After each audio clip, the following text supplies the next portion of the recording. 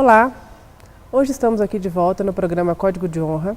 O programa Código de Honra é uma parceria entre o Instituto dos Advogados de São Paulo e o Tribunal de Justiça do Estado de São Paulo. E o nosso objetivo aqui é discutir as questões jurídicas mais diversas possíveis, de forma que você, telespectador, possa interagir conosco e participar também. Caso tenha interesse em participar do nosso programa, traga novos temas que vocês têm dúvida. Inclusive, se vocês tiverem interesse, podem mandar esses temas para o código de honra@iasp.org.br. Hoje contamos com a ilustre presença do Dr. Antônio Carlos Morato, ele que vai falar para nós sobre direitos autorais, é advogado, membro do Instituto dos Advogados de São Paulo, professor de Direito Civil na Universidade de São Paulo, USP. Bom, como vai o senhor? Tudo bem? Tudo bom, graças a Deus. Eu agradeço o convite do Instituto dos Advogados de São Paulo e do Tribunal de Justiça de São Paulo para o programa Código de Honra. É uma grande satisfação estar aqui. Nós vamos falar hoje sobre os direitos autorais, né? Eu gostaria de saber o seguinte: se as fotografias podem ser usadas livremente na internet? Bem, há um impacto considerável da internet no direito de autor, mas a internet não extinguiu o direito de autor.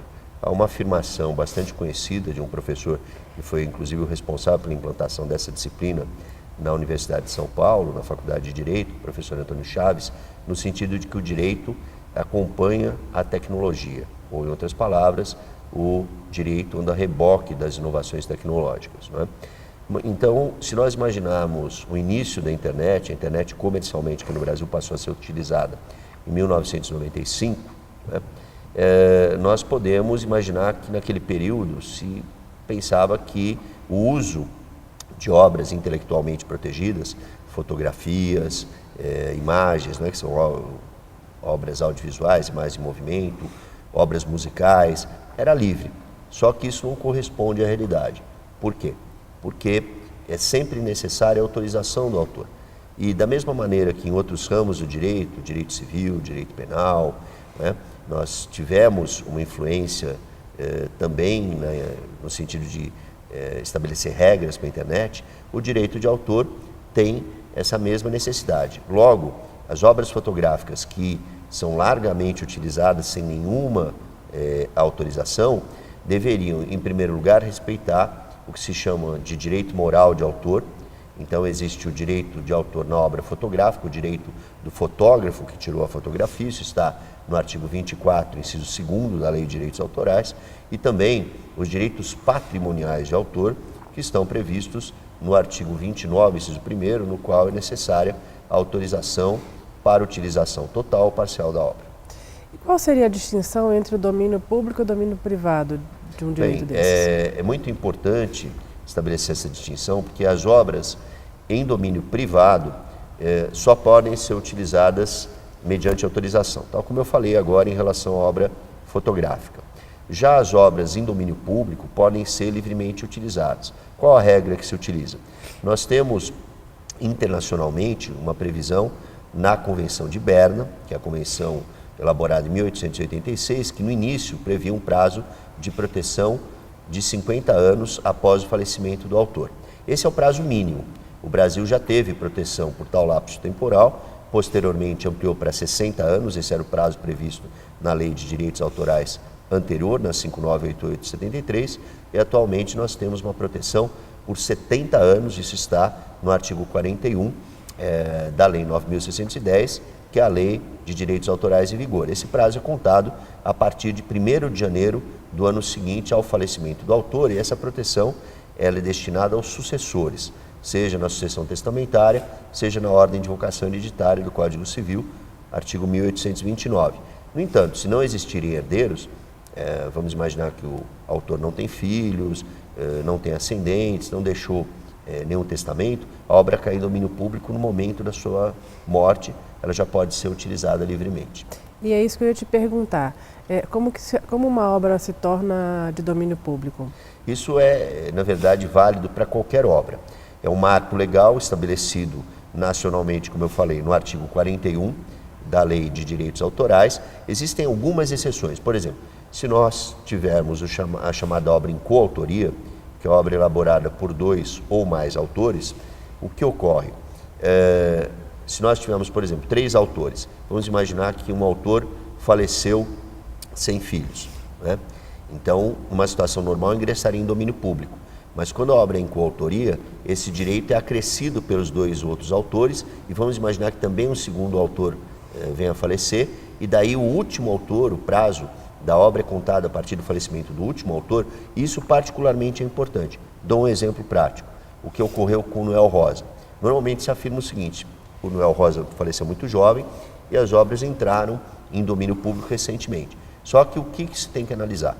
O que se deve analisar é o fato de que a obra pode ser em coautoria, e aí aquele autor remanescente, ele tem o direito de acrescer a obra.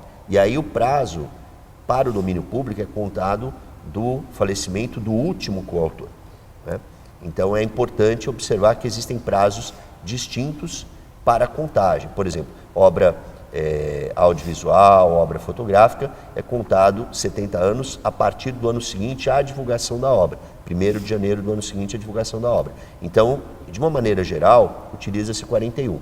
Algumas obras que são distintas, obras, por exemplo, obras que são chamadas de anônimas, ou nas quais se usa um determinado pseudônimo, o prazo é contado a partir do ano seguinte à primeira publicação. Mas, de uma maneira geral, para simplificar, normalmente nós mencionamos só o artigo 41, que é a regra geral.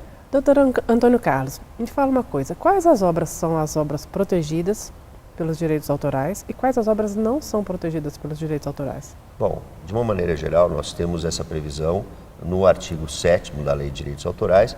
Inclusive, é uma previsão que não é taxativa. Por quê? Porque eu falei há pouco que o direito autoral evolui conforme a tecnologia também evolui. Então nós temos obras musicais, temos obras literárias, obras teatrais, temos também as obras coreográficas, as obras cenográficas. Em suma, há uma proteção da palavra escrita, da palavra oral, do som no sentido mais amplo, do movimento, né? Então nós estamos aqui conversando, por exemplo, e existe uma proteção no artigo 7º, inciso 2º, relativa às conferências, relativas aos discursos, aos sermões. Então o professor em sala de aula, ele também é protegido, né? Qualquer conferência é protegida, um discurso político também é protegido. Agora, o que é importante lembrar? Eu citei aqui, por exemplo, as obras chamadas de coreográficas, e nós podemos ter um compositor, né? Da mesma forma que podemos ter um criador da coreografia, e temos bailarinos que executam as obras, e esses são titulares de direitos conexos. Nós podemos ter um compositor de obras musicais e um cantor, um determinado cantor ou um determinado instrumentista que é titular do que se denomina de direito conexo. Direito conexo porque ele não se confunde com o direito de quem cria a obra. É um direito que está próximo, por isso a palavra conexo. Então, às vezes nós temos uma interpretação musical distinta da outra. Citei o caso das obras coreográficas, uma forma de dançar distinta da outra, não é? Isso também é aplicável, por exemplo, aos atores. Os atores executam uma determinada peça teatral. Então aquilo está no roteiro, não é?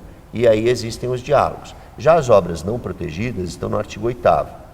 No artigo 8º, nós temos a exclusão das ideias em sentido abstrato. Por exemplo, eu posso escolher qualquer tema na área jurídica, né? Vou utilizar um exemplo do que eu escrevi. Escrevi sobre obra coletiva, e eu não posso impedir que outra pessoa escreva sobre obra coletiva, porque a ideia em abstrato ela não é protegida. O que há, isso sim, é a proteção da formalização da ideia. Eu posso impedir que aquela pessoa utilize as mesmas palavras que eu utilizei quando eu escrevi o meu livro. Então é só a forma que é protegida. Os cálculos matemáticos. Então nós temos um determinado cálculo matemático, por exemplo, b² menos 4ac, né? E o cálculo em si não é protegido, mas a explicação em relação àquele cálculo é protegida. Então os livros didáticos, eles, de física, de matemática, eles recebem essa proteção. Também não são protegidos os modelos de negócio, não são protegidas as regras de jogos, não são protegidas, isso é importante, está no artigo 8º, inciso 4º, as leis, os tratados, as decisões judiciais. Isso é importante porque nós estamos aqui no Tribunal de Justiça, e as decisões judiciais, tal como as leis, devem circular. E da mesma maneira, quaisquer atos oficiais. Por exemplo, as petições do Ministério Público, as petições da Advocacia Pública, da Defensoria e também da Advocacia Privada, embora isso seja sempre objeto de controvérsia, mas o Tribunal de Ética e Disciplina, o TED, aqui em São Paulo, já decidiu, né, administrativamente, que há violação à ética, ao Código de Ética da Advocacia, mas não aos direitos autorais se, por exemplo, nós tivermos cópias de petições. Não é?